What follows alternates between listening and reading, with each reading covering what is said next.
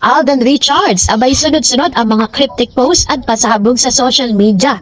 Ang lahat ng yan, then lovers and then followers, another updates tayo for today's video dahil talagang trending po ngayon si Mr. Alden Richards. Matapos po siyang maglabas ng mga cryptic posts sa kanyang IG. Alam niya sa Alden, way back, kung babalikan lang natin dahil talagang hindi po karaniwang ginagawa ni Alden yung mga bagay na to, Pero dahil talagang sobrang, sobrang na at stake na yung pangalan ni Alden, tas nakakaladkad pa yung name ni Miss Catherine.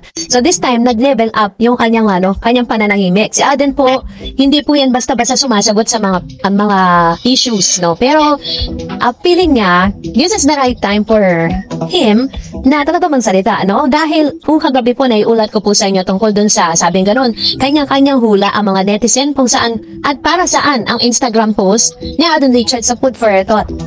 Sabi niya doon, mind your own business. May naniniwalang reaction niya ito sa issue sa kanila ni Catherine na ang pinaka-latest ay hindi raw niya itinuloy ang panliligaw sa actress dahil para mabash na naman siya ng husto. Yon, dahilan para mabash. May nagsabi naman na sagot niya ito sa mga nag-aakusa sa kanyang pag-promo lang ng movie ni Catherine ang panliligaw niya rito. Para naman sa iba, ang nasabing post ay reaction ni Alden sa isyong wala siyang naging girlfriend na para bang malaking kasalanan. So yun yung kanyang sinasabi doon. So tatlong bagay yung pinopoint out niya doon sa mind your own business. First, sinasabi niya na parang ini-inform niya ang publiko na hindi totoo na yung kanyang panliligaw is part of the promo. Pangalawa, so nababash po siya ng husto doon. Inaakusahan din siya na parang king of promo itong si Alden. Tapos pangatlo naman na parang feeling niya is sinisisi siya ng publiko dahil bakit daw nananatili pa rin siyang single. Ganon yung mga naglalaro sa utak ng mga netizen. May nagsabi din or para naman sa iba niyang IG post na ito ni Alden para sa mga bashers at haters niya na walang ginawa kundi iba siya at magkalat ng mga maling balita. Ayaw siyang tanpanan ng mga bashers at konting kilos at sasabihin malaking issue na. Ini-issue kasi kay Alden ang di umano hindi itinuloy na panliligaw kay Catherine. Sabi naman ng mga fans, never naman itong sinabi na nanligaw siya sa actress. So ganito po yung kanyang mga pinagtatalunan ngayon sa ng netizen. Pero alam niyo po ba, after all of those posts na pinakawalan ni Mr. Alden Richards dun po sa kanyang IG, this time, nagpakawala na naman siya ng another one. Sabi po dun sa kanyang post Alden Richards 02 bilang sagot dun po sa kanyang post sa kanyang IG account na sinabi niyang mind your own business. And this is her or his answer. Sabi niya, it's okay to vibe alone. It's okay to chase your dream alone. It's okay to do things that others considered weird. This generation make it seems like you need validation from your peers. At the end of the day, you are the only one who matters. Ayan. Yan po ay post ni Mr. Alden Richards sa kanya pong IG, Instagram account. Parang sinasabi niya dito kapag po, kapag tinranspose natin in our own words. Parang sinasabi niya dito na parang hindi niya pinagsisisihan na siya po ngayon ay nag-iisa. Parang may ibig sabihin So parang sinasabi niya sa publiko na hindi niya pinagsisisihan na single pa rin siya hanggang ngayon, na wala siyang kapartner hanggang ngayon, na tulad ng inaasahan ng marami. Kasi parang, diba dati pa naman parang kini-question yung pagiging single, yung napakahabang panahon ng pagiging single ni Mr. Alden Richards. Talagang kini-question yun. May mga times pa nga na parang sinasabi nila na bakla daw si Alden, kasi nga parang walang girlfriend, ganon. Yan ang sabi ni Alden. Then po sa kanyang interview with Miss sa Tony Talks na parang inaccept niya na lang at parang dead man na lang siya dun sa issue na yun tungkol dun sa kanyang gender issue, At inamin niya na parang medyo na may affected siya ng konti dun pero hindi niya ron kailangan mampaliwanag sa publiko. Yun po yung sinasabi ni Mr. Alden Richards, At sinasabi niya dito na this generation make it seems like you need a validation from your peers. So, talagang sa henerasyon po kasi natin ngayon, kailangan lahat ng mga ginagawa natin is ikatutuwa ng ibang tao, Which is yun po yung isang bagay na iniiwasan ni Alden. Ayaw niya na someone is controlling his life, diba? Ito po yung point of view ko with regards to this. Kasi sa mundo po kasi ng showbiz, sa mundo po nila ngayon, parang lahat po ng ginagawa nila, lagi may issue. Laging kailangan yung gagawin nila is matutuwa ba yung mga manonood, diba? This time hindi Sa kanila po si Miss Catherine Bernardo, ginagawa niya kung ano yung alam niya makakapagpasaya sa kanya. Sinabi sa kanya ng ilang mga bashers noon na lagi siya nakikita umiinom. Sinasabi nila na lasengga daw si Miss Catherine, Na parang, hello, magiging maayos bang buhay ni Catherine kung puro pag-inom lang ang inaatupag niya? Diba? Yun yung parang point out niya na parang Lalo naman talaga dito sa ano natin, sa henerasyon natin ngayon na parang lahat na lang ng galaw ng tao ini-issue, diba? Kahit na hindi mga artiste, kahit dun sa personal na buhay natin, diba? Sometimes is nagiging pakialamera na ang maraming tao sa paligid natin dahil lalo na kapag nakikita nila na umaangat ka na, diba? Yun yung mga issue ngayon. Pero this time, yun yung issue na kinakaharap ngayon ni Alden Richards at ni Miss Catherine. Kaya nga sabi ni Tito Long, ito panoorin natin. Alam mo namang mawala yan, di ba?